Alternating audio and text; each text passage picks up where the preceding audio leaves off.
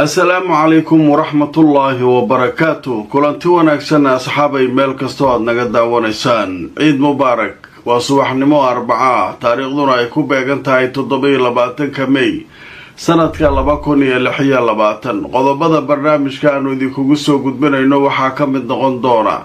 iyadoo maanta ay tahay maalinkii ugu horeeyay ee Ciidul Adha maxaa ka dhacay masjidka barakaysan ee Al-Aqsa wararkii ugu dambeeyay ayaan idin hayaa waxa sidoo kale aan idin soo gudbin doonaa Ruushka iyo Shiinaha oo mar kale ka hadlay xiisadda u dhaxaysa Iiraan iyo Mareykanka Ruushka oo qorshe cusub iyo fikrad cusub keenay lagu dhameynayo dagaalka haddaba wararkaas waan idin soo gudbin doonaa dhanka kale Mareykanka oo sheegay in diyaaradihiisa dagaalka ay isticmaalaya eraboorada Israa'iil sanadkan inta ka dhiman ay sii joogi doonaan haddaba xilli ay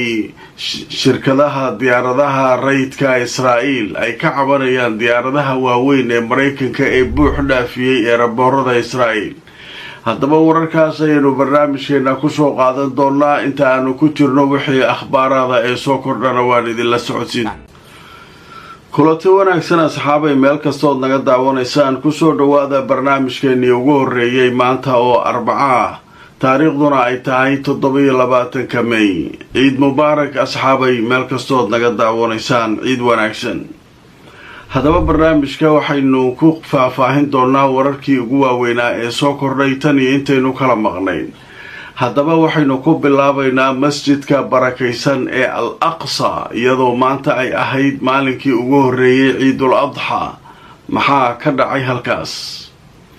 haddaba Israa'iiliyiinta waxay isku dayayeen inay dadka muslimiinta ah ka horjoogsadaan inay ku tukadaan salaada ciida ah masjid Al-Aqsa iyagoo soo rogay shuruucyo iyo nidaamyo dadka da'dooda iyo waxyaabaha ku saabsan sida caadada ay u ahayd laakiin waxaa la sheegay dadka in ay isku diyaariyeen markii horeba ay ogaayeen waxa ka iman karaa Israa'iiliyiinta agagaarka masaajidka ayay sii degeen haddaba saakii masaajidka barakaysan ee Al-Aqsa waxaa ku oogtay oo ku tukatay salaadii Ciidul Adha 140,000 oo qof oo muslimiina way yaabeen qaar ka mid ah yahuudda ayaa waxay yiraahdeen annaga lacag kasta hadaa ku bixino dadka si kasta ugu fasaxno inay diimaha yahuudda isugu soo baxaan waxa soo kara ma dhacaan ma isku soo baxaan tira intaas la eg ee dadkan muslimiinta ah waxa ay aaminsan yihiin oo ay u bururayaan haddii laga celin waayo maxay tahay ma jirto diinta saxda iyo diin qalabsan oo aan saxayn ma isku mid ah marka waxay leeyihiin dadkan iyagoo la hortaagan yahay la cadaadinayo la dhibaayo ayay soo buuxsamaan annagoo meel kasta u xirnay kaalaya ku hayna 100,000 xataa wax u dhow ma keeni karna yahuuda miisu keeni karo haddaba markaan idin tuso wararkii ugu dambeeyay arrinkaa laga qoray iyadoo waxay sheegtay Al Jazeera waxay tiri iyadoo cadaadis lagu hayo oo ciidanka gumaystuhu cadaadinayaan ayaa 140,000 oo Falastiiniyiin waxay maanta ku dukadeen salaadii ciida masjidka barakaysan ee Al-Aqsa wakaas marka cadaadisa lagu hayaa meel kasta waxaa la dhigay checkpoint waxaa la dhigay meel control dadkii waa la baarayaa adiga konton sano ma jirtid adiga waxaas lagu hayaa saasoo ay tahay inta jabsadaan ay galaan intaasoo kun oo qof ku tukanaysa yuudi marka waxay leeyihiin war annaga kaniisadeen iyo meelaan iyo cibaadada aan haysanay markaan dadka isugu wacno waxaas iyo wax u dhow ma noo yimaadaan maxay wax cadaadinaana malay ku leeyihiin marka waa meeshaas marka arrinkaasa ka dhacay saakay masjidka barakaysan ee Al-Aqsa 140,000 oo qof ayaa ku tukatay ilaahayo ka aqbal salaadooda annagana naga aqbal marka hawshaas halkaas martay qodobkaas halkaas aan kaga gudbaynaa haddaba waxaanu soo gudbaynaa wada hadaladii Iiraan iyo Mareykanka Iiraan markan iyo Mareykan waa la isku daalay meesha wax ka socda male nimankii maraykanka markii la yidhi shiinaha ayaanu diyaar u nahay inuu uraniumkii qaado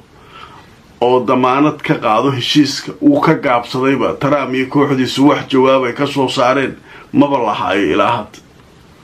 way fahmeen marka nimankan shiineeska iyo way fahmeen ninkan maraykanka inuu cararayo oo uu damaanad iyo waxa kan iyo ka ordaayo oo shiina inuu soo dhex galo marka hadda maanta waxaa soo hadlay wasiir ku-xigeenka arrimaha dibadda ee Ruushka ayaa saaka hadlay wuxuu yiri war shiinaha haddaydan ogolayn xataa annaga uraniumka qaadayna xiisadan hala dhameeyo annaga damaanadii uraniumkii wixii la wareegeen maraykankii hawsha marka inaa wax ka qabataa laga rabaa muxuu qabanaa marka wax nimankan Ruush iyo Chinese inay meesha ku soo dhawaadaan maba rabo ninkan wuxuu rabaa Pakistan aan geenayo meelahan aan geenayo waxaasuu rabaa marka hadda marka Ruushkii asaguna wuxuu leeyahay haddii shiinihii aad diidan tahay annaga qaadayna uranium haddaba markaan tusoo wararkii ugu dambeeyay haddaba telefishinka Al Jazeera wuxuu leeyahay Ruushka wuxuu soo bandhigay inuu qaadi doono uraniumka Iran oo uu Iran ka qaadi doono ninka la yiraahdo Sergey Ryabkov oo ah ku-xigeenka wasiirka arrimaha dibadda ee Ruushka wuxuu yiri Moscow inay u dirtay Washington oo ay u sheegtay inay diyaar u tahay uraniumka Iran inay iyadu qaado oo markaa iyadu ay wadankeeda geyso si markaasi qorshahan iyo nabadan loo dhamaystiro hindisahaas ayay Ruushka u gudbiyeen maraykankii wax jawaab haddana weli lagama hayo marka inay lugooyo meesha ka socotay oo iska daba wareeg ay ahayd waa la ogyahay marka xaalku marka halkaasuu maraa nimanka Ruushka iyo China waxay rabaan inay ka daba geeyaan maraykanka markii hawsha halka marayso ayaa isaguna waxaa soo hadlay wasiirka arrimaha dibadda ee dalka Shiinaha haddaba markaan tusoo wararkii ugu dambeeyay Shiinuhu waxay ugu baaqeen maraykanka iyo Iran labadaba inay gudbiyaan oo ay soo gudbiyaan tanaasulaad inay ka sameeyaan mowqifyada la isku diidan yahay wasiirka arrimaha dibadda ee Shiinaha ninka la yiraahdo Wang Yi ayaa wuxuu sheegay in loo baahan yahay in la xoojiyo xabad joojinta bariga dhexe lana ixtiraamo xabad joojintaas waxaana uu sheegay inuu ka doonayo dhanka maraykanka iyo Iran labadaba inay tanaasul sameeyaan oo markaasi ay wada hadallada dib ugu soo laabtaan marka wuxuu leeyahay waa in la ixtiraamaa xabad joojinta waatii Iran ay ku eedeynaysa ilaa xalay maraykanka asaga maraakiibteena soo weeraray xabad joojintii jabiyay ogaada adduunkiyo marka meeshaasu marka iyaduna halkaas ay maraysaa xaalku halkaasuu joogaa waxaa sidoo kale wararka maanta oo cusub ka mid ah shirkadihii diyaaradaha rayidka ee Israa'iil ayaa meel ay diyaaradahooda dhigtaan weysan meel kasta waxaa buuxiya diyaarado waaweyn oo booyada ah oo shidaal qaada oo maraykanka ciidamadiisu ay leeyihiin eeraboorradii dhan waa lagu baarkimay in yara u soo hartay kuwa rakaabka